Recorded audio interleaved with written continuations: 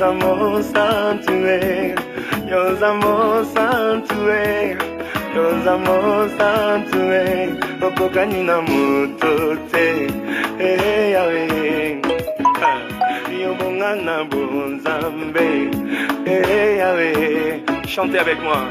Yozamo Santuaire, Yozamo Santuaire, Yozamo Santuaire, Yozamo Santuaire, Yobokanina Motote, Yahweh, Yobongana Bonzambe. Encore plus fort.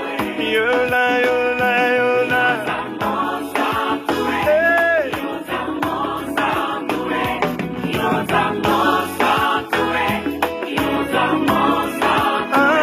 Yobokanina Motote, Yahweh, Ayobongana Bonzambe, Yahweh, na Bonzambe na yo, na Bonzambe na yo, na Bonzambe na yo, na Bonzambe na yo, Yobonga, Yobonga, Yesu Yobonga, Yesu Yobonga, Okisanga lelo na bozindo, Hallelujah, Okisabateyi na bozindo, Hallelujah, Bisika pete lwazwa kimbisi na bozindo, Hallelujah, Yahweh mema babola na bozindo,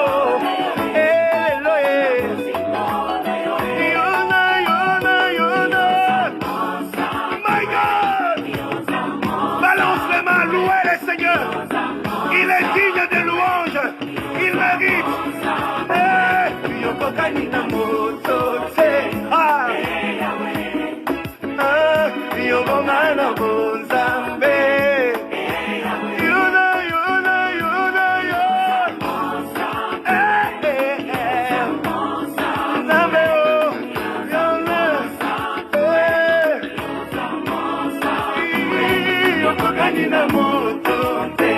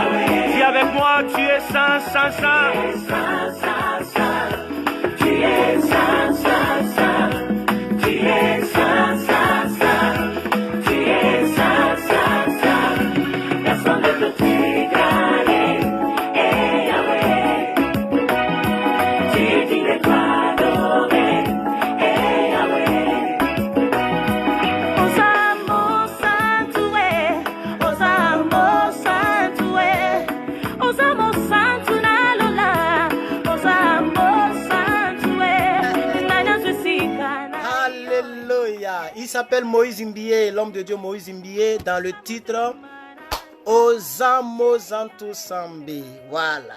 Donc l'album Héros, Moïse Mbie, que Dieu vous bénisse à tous et que sa grâce soit avec chacun et chacune d'entre vous. Nous sommes dans notre lecture de la Bible en un an pour le jour de vendredi.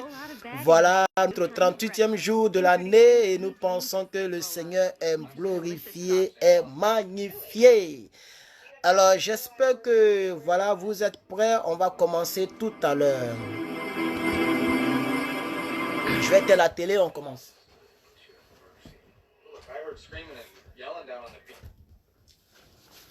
Voilà, donc nous commençons, voilà, par la grâce de Dieu, que Dieu vous bénisse et que sa grâce soit avec chacun et chacune d'entre vous.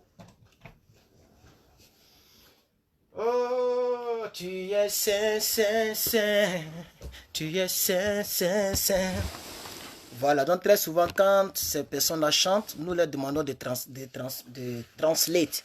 Donc comment on dit ça, de traduire en français pour nous autres. Et souvent, très souvent, il le fait, très souvent c'est bien.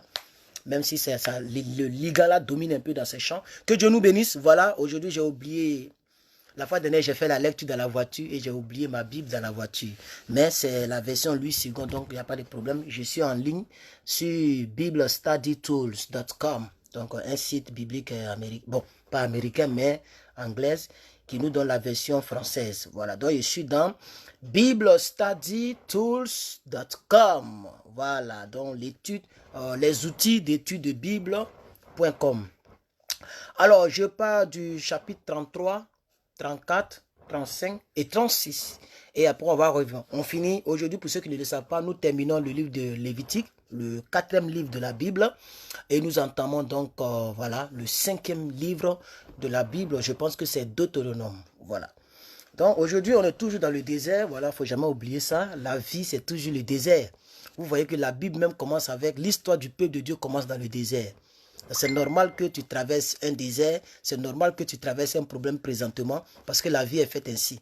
Dieu a créé le monde, Caïn a péché, le péché est allé plus loin, c'est s'est multiplié jusqu'à la tour de Babel. Dieu s'est fâché, il a fait pleuvoir 40 jours, 40 nuits, et encore ce peuple a été donc s'est éparpillé et est arrivé donc sur Jacob. Donc on va sauter un peu, on est arrivé sur Jacob qui lui a accouché 12 enfants qu'on appelle les 12 tribus d'Israël, et ceux-là donc après avoir donc souffert, le 11e enfant qui s'appelle Joseph donc est allé s'installer donc indépendamment de sa volonté, mais selon la volonté de Dieu, il faut le rappeler, il a traversé son propre désert personnel, ses propres frères l'ont jalousé, ils ont failli le tuer, ils l'ont jeté dans un puits, Benjamin a dit non, ne le tuons pas, ils l'ont vendu encore donc aux Égyptiens, et c'est comme ça les Égyptiens l'ont revendu encore à Potiphar, qui était le chef d'état-major, donc à leur temps, de Pharaon, et donc c'est à la suite de tous ces déserts-là, que donc ce monsieur est arrivé donc au poste du gouverneur selon la volonté de Dieu, et d'ailleurs tu arriveras aussi comme moi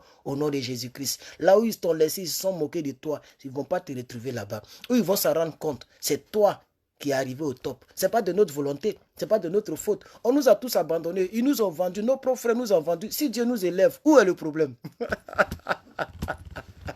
Donc c'est comme ça que ok, ce peuple est venu s'installer en Égypte, ok, et c'est ce peuple qu'on appelle le peuple d'Israël. Et c'est ce peuple d'Israël qui traverse un désert. Donc l'histoire de l'humanité est passée par le désert avant la venue de Jésus. C'est normal que tu traverses un désert parce qu'un jour, tu arriveras en Canaan, au nom de Jésus.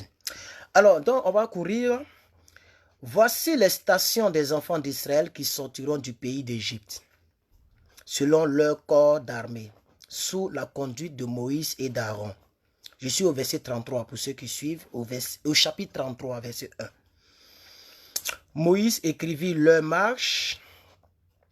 Donc je lis au travers de mon téléphone, c'est la Bible que je lis. Vous voyez, c'est pour ça que tu lis la Bible, mais on t'envoie les messages. Voilà. C'est pourquoi j'aime pas lire la Bible avec le téléphone, parce qu'il y a des messages qui peuvent venir t'interférer, mais c'est pas grave. Moïse écrivit leur marche de station en station, d'après l'ordre de l'Éternel. Et voici leur station selon leur marche. Ils partirent, si ce n'est pas la même version, excusez-moi, mais là j'ai mis Louis II, je ne sais pas pourquoi on m'a envoyé ici, mais je pense que c'est la version Louis II aussi.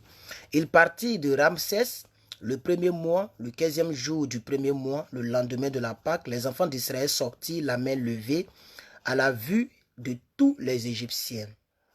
Et les Égyptiens enterrèrent ceux que l'Éternel avait frappés parmi eux.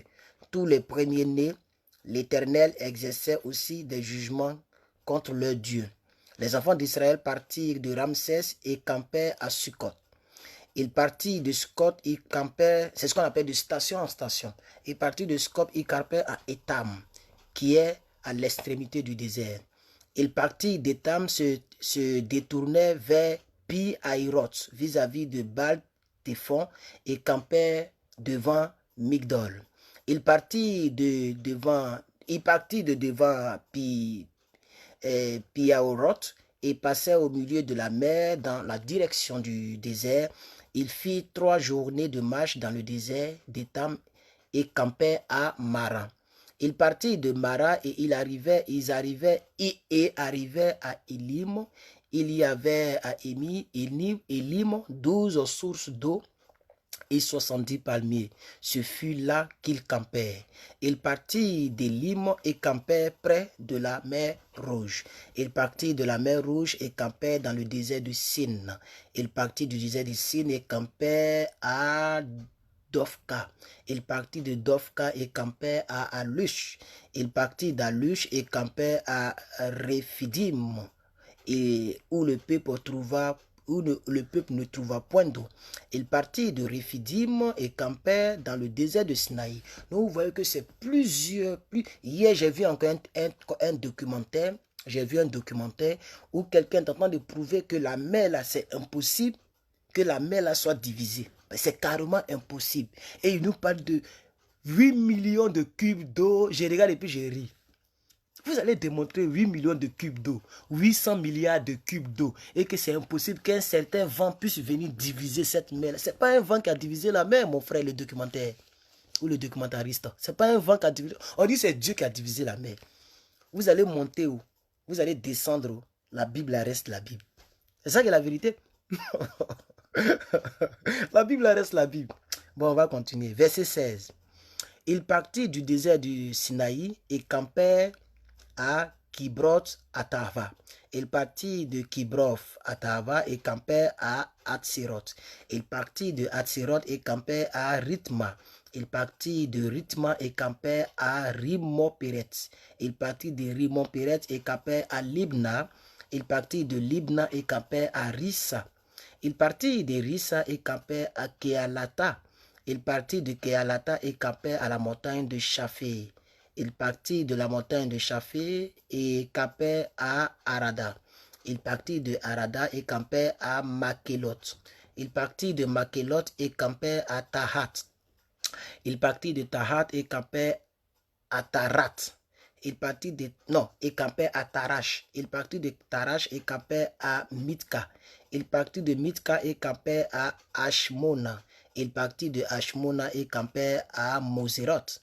Il partit de Moseroth et campait à Béné-Jacquin. Il partit de Béné-Jacquin et campait à Orgida. Il partit de Orgida et campait à Jotbata. Il partit de Jotbata et campait à Abrona. Il partit d'Abrona et campait à Et-Jean-Guéber. Il partit de Et-Jean-Guéber et campait dans le désert de Stin. C'est Kadès. Il partit de Kadès et campait à la montagne de Hor, à l'extrémité du pays d'Édom.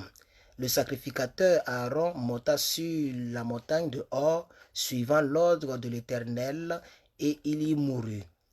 La 40e année après la sortie des enfants d'Israël du pays d'Égypte, le 50e mois du premier jour du mois.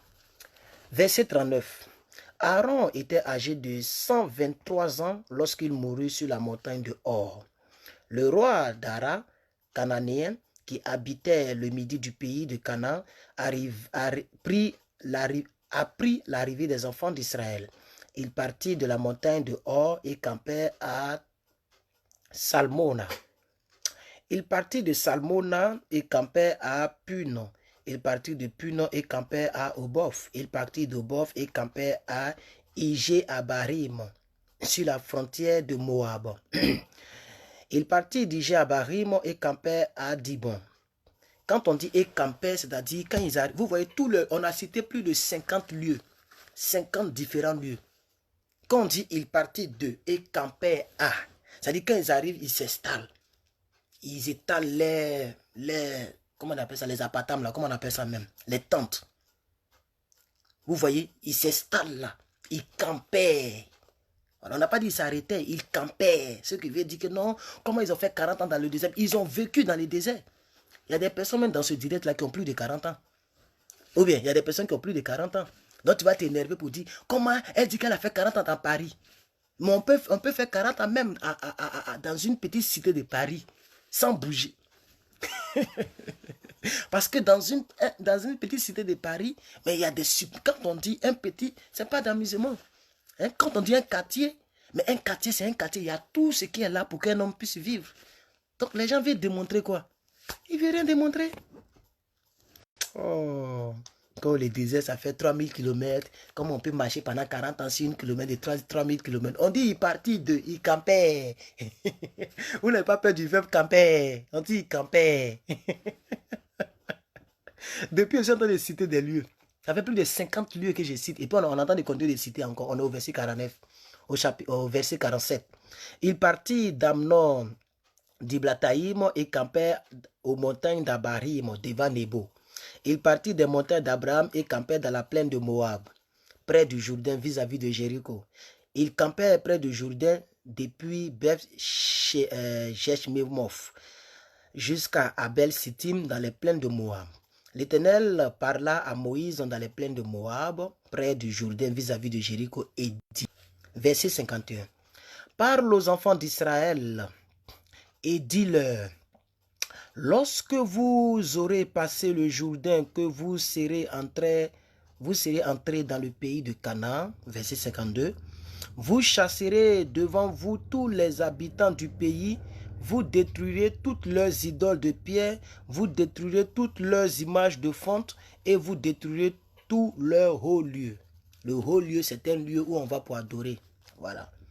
Vous prendrez possession du pays et vous vous y établirez, car je vous ai donné le pays pour qu'il soit votre propriété. Verset 54, chapitre 33, le livre des Nombres. On termine le livre des Nombres aujourd'hui.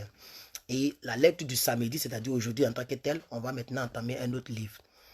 Vous partagerez le pays par le sort selon vos familles.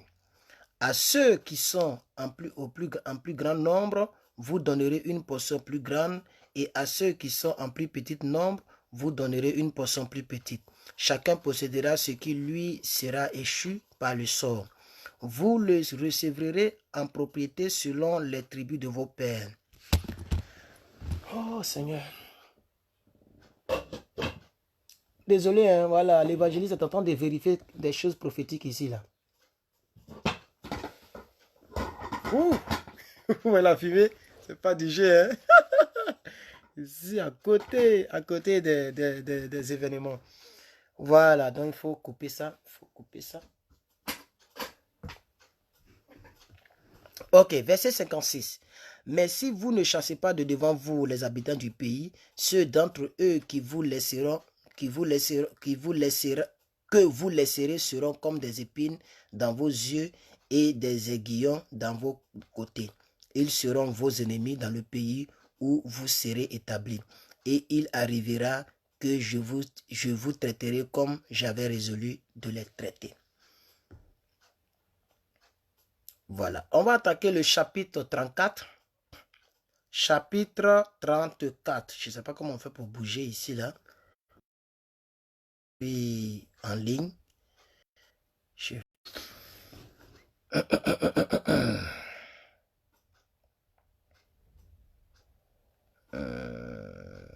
Nombre 34.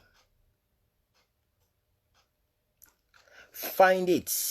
Donc, je suis en train de chercher à trouver le nombre 34.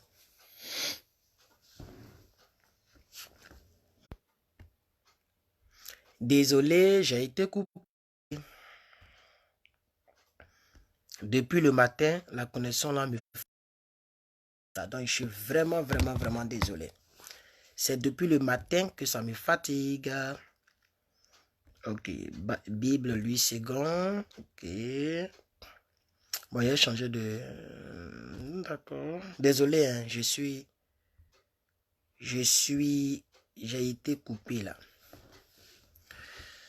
Ok, Genèse, Exode, Lévitique, Nombre. Ok. Nombre 34. Voilà, j'y suis. Alors, il y avait quelques 12 personnes, mais là, je ne vois que 5 personnes, c'est pas grave. Donc, on a été bombardé par la connexion Internet.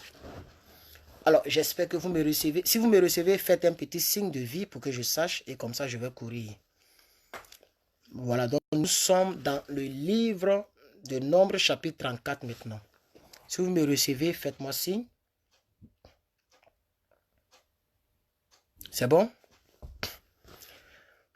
Est-ce que c'est bon? Bon, ok. L'Éternel parla à Moïse et dit, donne ce ordre aux enfants d'Israël et dis-leur, quand vous serez entrés dans le pays de Canaan, ce pays deviendra votre héritage. Le pays de Canaan dont voici les limites. Verset 3. Le côté du midi commencera au désert de Sim, près d'Édom. Ainsi, votre limite méridionale partira de l'extrémité de la mer Salée vers l'Orient. Elle tournera au sud de la montée d'Akrabim, passer par Sin et s'étendra jusqu'au midi de Kadesh Barnea. Elle continuera à Atsar Adar et passera par Atmon. Depuis Atmon, elle tournera jusqu'au torrent d'Égypte pour aboutir à la mer. Voici votre limite occidentale sera la grande mer. Ce sera votre limite à l'Occident. Voici quelle sera votre limite septentrionale. À partir de la grande mer, vous la traverserez jusqu'à la montagne de Hor. Depuis la montagne de Hor, vous la ferez passer par Hamath et arriver à Tidad. Elle continuera par Ziphron pour aboutir à Assa Enan. Ce sera votre limite septentrion. Votre limite au septentrion. Vous traverserez votre limite occidentale de Assa Enan à Sépham. Elle descendra de Sépham vers Ribla à l'orient d'Ahin. Elle descendra et s'étendra le long de la mer de Kinneret à l'orient. Elle descendra encore vers le Jourdain pour aboutir à la mer Salée. Telle sera votre limite, tel sera votre pays avec ses limites. Je continue malgré que je ne vois aucun signe de vie. Attendez que je vérifie. Il faut que je sois sûr que le truc passe. Là au moins je pense que la lecture bénéficie. Donc d'autres personnes voient la lecture. Ok, je pense que ça passe. C'est lent mais ça passe. Voilà. Donc on peut donc continuer. Moïse transmit ce ordre aux enfants d'Israël et dit, c'est là le pays que vous partagerez par le sort et que l'Éternel a résolu de donner aux 9 tribus et à la demi-tribu. Car la tribu des enfants de Ruben et la tribu de Gad, des fils de Gad, ont pris leur héritage selon les maisons de leur père. La demi-tribu de Manassé a aussi pris son héritage. Verset 15. Chapitre 34, verset 15. Ces deux tribus et la demi-tribu ont pris leur héritage en dessin du Jourdain vis-à-vis de Jéricho du côté de l'Orient. L'Éternel parla à Moïse et dit, voici les noms des hommes qui partageront entre vous le pays. Nous avons le sacrificateur Éliazar, nous avons Josué, le fils de Num. Vous prendrez encore un prince de chaque tribu pour faire le partage du pays. Voici les noms de ces hommes. Pour la tribu de Juda, nous avons Calem, fils de Jephiné. Pour la tribu de Siméon, nous avons Samuel, fils d'Amihud. Pour la tribu de Benjamin, nous avons Elidad, fils de Kislon. Pour la tribu des fils de Dan, nous avons le prince Bouki, fils de Jugli. Pour la tribu de Joseph, pour la tribu des fils de Manassé, nous avons le prince Aniel, fils d'Ephod. Et pour la tribu des fils d'Éphraïm, nous avons le prince Kemuel, fils de Jipstan. Pour la tribu des fils de Zabulon, nous avons le prince d'Élishaphan, fils de Parnak. Pour la tribu des fils d'Issachar, nous avons le prince Paltiel, fils d'Azan. Pour la tribu des fils d'Azer, le prince Ahihud, fils de Shelomi. Pour la tribu des fils de Naphtali, nous avons le prince Pédaël, fils d'Amihud. Tels sont ceux à qui l'Éternel ordonna de partager le pays de Canaan entre les enfants d'Israël. On va entamer donc le chapitre 35. Donc ça charge, on entend que ça charge, désolé. La prochaine lecture, je vais la faire dans la voiture pour aller retrouver ma Bible et revenir avec ma Bible. Alors, cette fois-ci, le chapitre 35 est affiché. Voilà, donc on va lire ça. Chapitre 35. L'Éternel parla à Moïse dans les plaines de Moab, près du Jourdain, vis-à-vis de Jéricho, et il dit: ordonne aux enfants d'Israël d'accorder aux Lévites sur l'héritage qu'ils possédaient des villes où ils puissent habiter. Vous donnerez aussi aux Lévites une banlieue autour de ces villes. Elles auront les villes pour y habiter, et les banlieues seront pour leur bétail, pour leurs biens et pour tous leurs animaux. Les banlieues des villes que vous donnerez aux Lévites auront, à partir du mur de la ville et au dehors, 1000 coudées tout autour. Vous mesurerez en dehors de la ville 2000 coudées pour le côté oriental, 2000 côtés pour le côté méridional, 2000 côtés pour le côté occidental et 2000 côtés pour le côté septentrional. La ville sera au milieu. Telles seront les banlieues de leur ville. Tout ça, il s'agit de Canaan. Parmi les villes que vous donnerez aux Lévites, il y aura 6 villes de figure où pourra s'enfuir le meurtrier. Puisque, je vous ai dit, quand vous entendez les Lévites, attendez la partie de Dieu. Voilà. Donc, si quelqu'un a fait un crime, il peut aller se réfugier dans ces villes-là où les Lévites habitent. Ok? Donc, parmi les villes que vous donnerez aux Lévites, il y aura 6 villes de refuge où pourra s'enfuir le meurtrier et 42 autres villes. Total des villes que vous donnerez aux Lévites, 48 villes avec leurs banlieues. La ville que vous donnerez sur les propriétés des enfants d'Israël seront livrées en plus grand nombre par ceux qui en ont le plus et en plus petit nombre par ceux qui en ont moins. Chacun donnera de ces villes aux Lévites à proportion de l'héritage qu'il possédera. L'Éternel parla à Moïse et dit encore, au verset 10, parle aux enfants d'Israël et dis-leur, lorsque vous aurez passé le Jourdain et que vous serez entrés dans le pays de Canaan, vous vous établirez des villes qui soient pour vous des villes de refuge où pourra s'enfuir le meurtrier qui aura tué quelqu'un involontairement. Ces pays vous seront des refuges contre le vengeur de sang, afin que le meurtrier ne soit point mis à mort avant d'avoir corrompu devant l'assemblée pour être jugé. Des villes que vous donnerez, 6 seront pour vous des villes de refuge. Vous donnerez 3 villes au-delà du Jourdain et vous donnerez 3 villes dans le pays de Canaan. Ce seront des villes de refuge. Ces 6 villes serviront de refuge aux enfants d'Israël et à l'étranger et à celui qui demeure au milieu de vous. Là pourra s'enfuir tout homme qui aura tué quelqu'un involontairement. Si un homme frappe son prochain avec un instrument de fer et que la mort en suit la suite, c'est un meurtrier. Le meurtrier sera puni de mort. S'il le frappe en tenant à la main une pierre qui puisse causer la mort et que la mort en suit la suite, c'est un meurtrier. Le meurtrier sera puni de mort. S'il le frappe en tenant à la main un instrument de bois qui puisse causer la mort et que la mort en suit la suite, c'est un meurtrier. Le meurtrier sera puni de mort. Au verset 19, chapitre 35, le vengeur du sang fera mourir le meurtrier quand il le rencontrera et le tuera. Verset 20. Si un homme pousse son prochain par un mouvement de haine, ou s'il jette quelque chose sur lui avec préméditation et que la mort en suit la suite, ou s'il le frappe de sa main par inimitié et que la mort en suit la suite, celui qui a frappé sera puni de mort, c'est un meurtrier. Le vengeur du sang tuera le meurtrier quand il le rencontrera. Mais si un homme pousse son prochain subitement et non par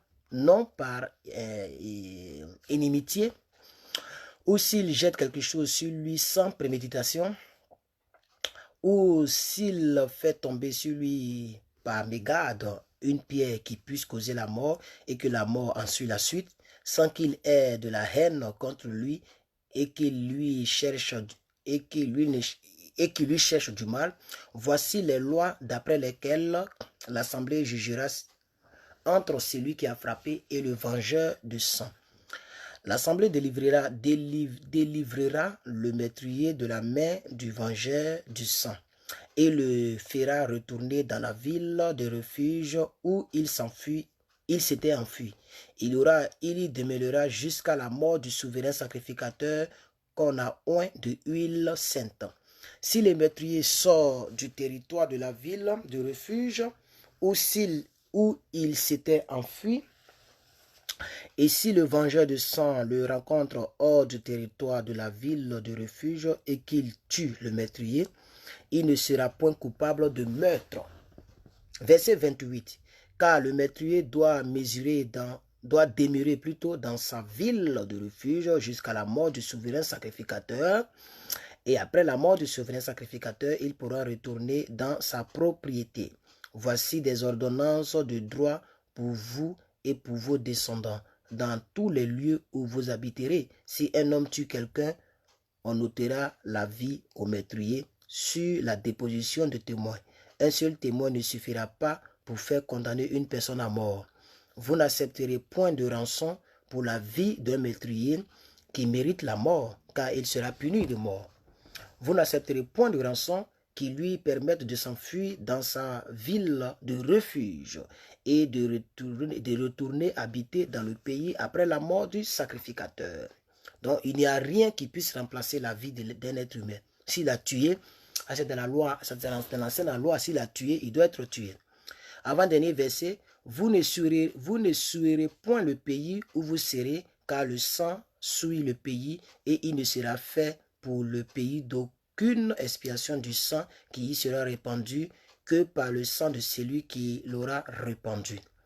Vous ne souillerez point le pays où vous allez demeurer et au milieu duquel j'habiterai, car je suis l'Éternel qui habite au milieu des enfants d'Israël.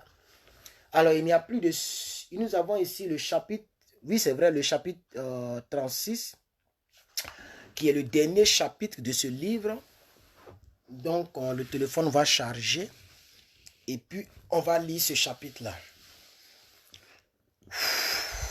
Voilà, chapitre 36. Nombre, chapitre 36. Et on termine avec ça pour nous retrouver encore dans une trentaine de minutes dans la voiture pour continuer la lecture.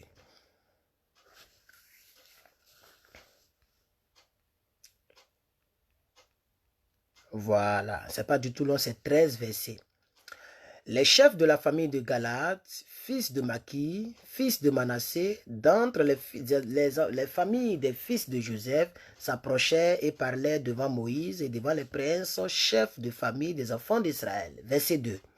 Ils dirent, l'Éternel a ordonné à mon Seigneur de donner le pays en héritage que le sort aux enfants d'Israël.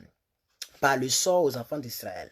Mon Seigneur a aussi reçu de l'Éternel l'ordre de donner l'héritage de Télochad, notre frère, à ses filles. Verset 3. Si elle se marie à l'un des fils d'une autre tribu des enfants d'Israël, leur héritage sera retranché de l'héritage de nos pères et ajouté à celui de la tribu à laquelle elles appartiendront. Ainsi seront diminués l'héritage qui nous est échu par le sort. 4e verset. Et quand viendra le jubilé pour les enfants d'Israël, leur héritage sera ajouté à celui de la tribu à laquelle elle appartiendra et il sera retranché de celui de la tribu de nos pères. 5e verset. Moïse transmit aux enfants d'Israël les ordres de l'Éternel et il dit: la tribu des fils de Joseph a raison. Voici ce que l'Éternel ordonne au sujet des familles des filles de Télochad. Elles se marieront à qui elles voudront, pourvu qu'elles se marient dans une famille de la tribu de leur père. Aucun héritage parmi les enfants d'Israël ne passera d'une tribu à une autre tribu, mais les enfants d'Israël s'attacheront chacun à l'héritage de la tribu de ses pères. Et toute fille possédant un héritage dans les tribus des enfants d'Israël se mariera à quelqu'un d'une famille de la tribu de son père, afin que les enfants d'Israël possèdent chacun l'héritage de son père, de leur père. Aucun héritage ne passera d'une tribu à une autre, mais les tribus des enfants d'Israël s'attacheront chacune à son héritage. Verset 10. Les filles de Télochad se conformèrent à l'ordre que l'Éternel avait donné à Moïse. Machla, Tirsa, Ogla, Milka, Noa, filles de Télochad, se mariaient au fils de leur oncle. Elles se mariaient dans les familles des fils de Manassé, fils de Joseph, et leur héritage resta dans les tribus de la famille de leur père. Tels sont les commandements et les lois que l'Éternel donna par Moïse aux enfants d'Israël dans les plaines de Moab, près du Jourdain, vis-à-vis de Jéricho. Alors, tout à l'heure, on va se prendre pour lire Deutéronome chapitre 1, 2, 3 et 4.